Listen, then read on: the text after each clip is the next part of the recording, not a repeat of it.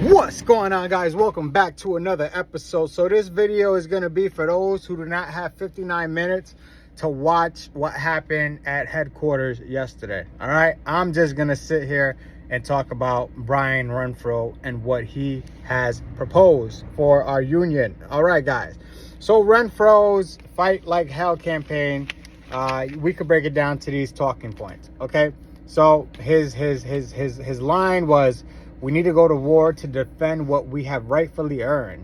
And we need to fend off attacks on us from management, from lawmakers, and from criminals. Guys, I'm gonna be the first one to tell you, Renfro will be a great lobbyist. He will be an extremely good lobbyist for the NALC. President, I don't think so. You're a little too late on the ball, Renfro. But I will say, before I get into the list, he is hearing, okay guys, my lips are chapped. I don't have any ointment. He is hearing us on social media. I can guarantee that he is hearing us, because he has talked about some points that even I've mentioned that I haven't heard too many other YouTubers talking about. All right, so let's get on what he can try to achieve in the contract first, okay, because he kind of shot for the moon with his ideas of where the union should head. Okay, let's establish that. So what I did was break it down on what he can possibly accomplish in arbitration, and then what his future goals, which will take much more time to accomplish for the NALC as a strong union.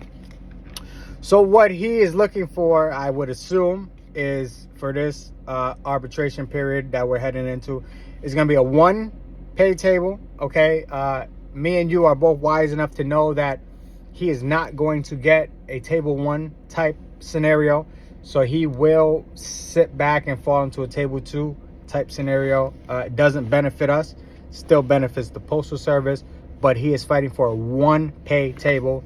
But he does say higher wage increases. Okay, what does that mean? Well, anything higher than what we receive now today is a higher wage increase. Okay, when he accepted the 1.3% general wage increase, that was a higher wage increase. He is advocating for a 100% COLA for each member through each step.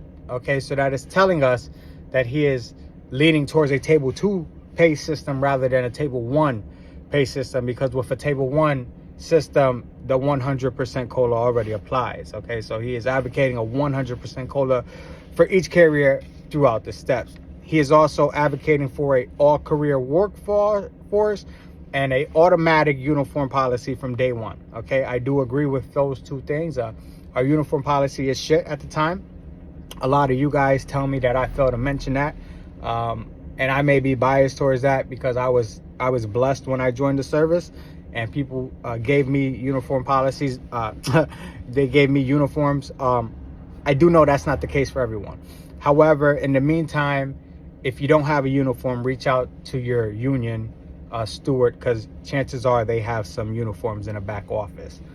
Okay, so that's the only thing that he talked about that can be achieved immediately. Okay, the rest of his ideas is propaganda. Okay, it's designed to keep you guys with the future of the union in your mind. It's designed to let you know that as a union member, we have some fights ahead of us. And if you support me, aka Renfro, and my administration, these are the things we are going to try to accomplish for you. Okay, that's what I got out of it. Everyone has their own way of thinking. Okay, so some of the things that can't be accomplished under this arbitration or this contract, but has the best interest of our union, are going to be as follows. Okay, so he wants to protect our retirement.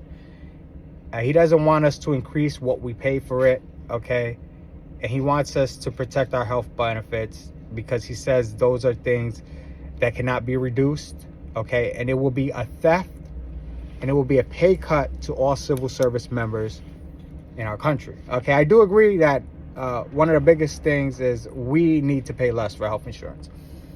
Okay, the actual benefit of what the health insurance covers and what it doesn't cover, that's way above my pay scale. Okay, if he sees that happening in the near future, then it does have to be a fight of the Postal Service.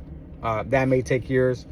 Immediately, what we can as union members feel in our pocket is going to be us paying a smaller deductible and the Postal Service paying a bigger portion of that. Okay. Another thing that is going to be a proposed agenda for the union is heat safety. Okay. He goes and talks about how this administration is trying to dismantle the Department of Labor, and how the Department of Labor had some strong successes last year in implementing rules towards heat safety. But he goes on and talks about how the lawmakers under this administration have put that on pause. Okay, so that is a long-term goal for this union. It's not something that can be accomplished through arbitration. He goes on lengthily about an anti-privatization agenda for the union, and I commend him for that. We need to hear this. Paying dues members need to hear that we have nothing to fear when it comes to this current administration and the privatization. So this portion of his speech is geared towards lawmakers and Congress. Okay, so the first portion of what he can accomplish in arbitration will be his fight against management. Then he talks about his fight against lawmakers, and then he speaks about his fight against criminals. Okay, so as we're talking about lawmakers, heat safety, Department of Labor, privatization, Congress. Then he talks about two more bills that are in Congress. Protect the Letter Carrier Act, which would deal with our safety, and basically hiring more prosecutors and stiffening the laws against crimes against letter carriers. Okay, guys, these are proposed ideas for the union. It makes us a stronger union. It does. These are also talking points that Corey Walton, the JH, the me, even Angry Mailman, before he discontinued his postal career on YouTube, and Mailman Nick. And these are things that we have mentioned repeatedly that the union has failed us on. So that's why I say Brian Renfro has been listening to social media. Okay, so the Protect the Letter Carrier Act has been introduced to Congress. Okay, that has to be passed bipartisan, and then it has to be approved by Trump. That will prove to be hard.